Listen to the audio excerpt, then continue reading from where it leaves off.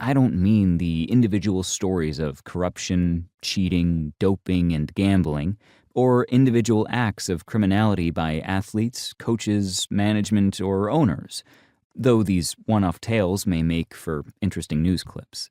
They've been discussed ad nauseum in sports journalism and other work and seek to dehumanize athletes and individualize social problems that have much deeper roots. The problem is bigger than that. It's not about a few bad apples. I'm coming for the whole orchard.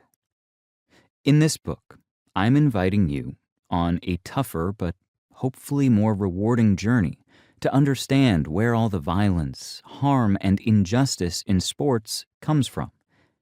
In short, we're going to think about events like the Super Bowl quite a bit differently.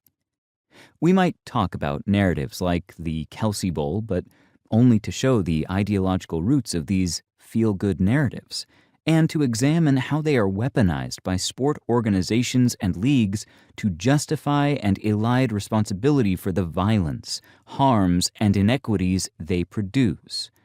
The 2023 Super Bowl narratives of performative justice included a celebration of two black starting quarterbacks by a league that blackballed black quarterback Colin Kaepernick for his protest against police brutality and systemic racial injustice, inviting Native American leaders to perform a land acknowledgement while the fans of one of the teams performed the Tomahawk Chop celebration most games, and touting an all-women U.S. Air Force flyover as a heartwarming moment in what can only be described as a meme about progressive American militarism come to life.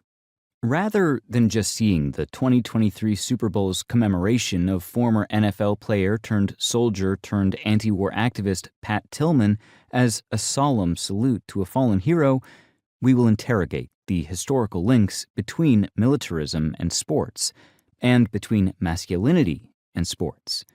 Tillman is still often celebrated by the NFL for making the ultimate sacrifice and forgoing his promising NFL career to serve in the U.S. military during the Iraq War.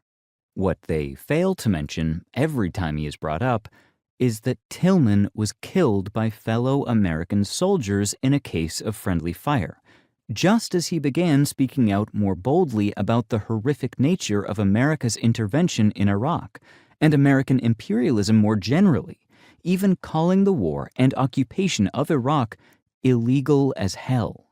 Instead of fawning over billionaire oligarchs like Elon Musk and Rupert Murdoch in their luxury boxes, 2023 Super Bowl announcer Kevin Burkhardt's exact words were, "Well, you've got some brilliant minds in that photo."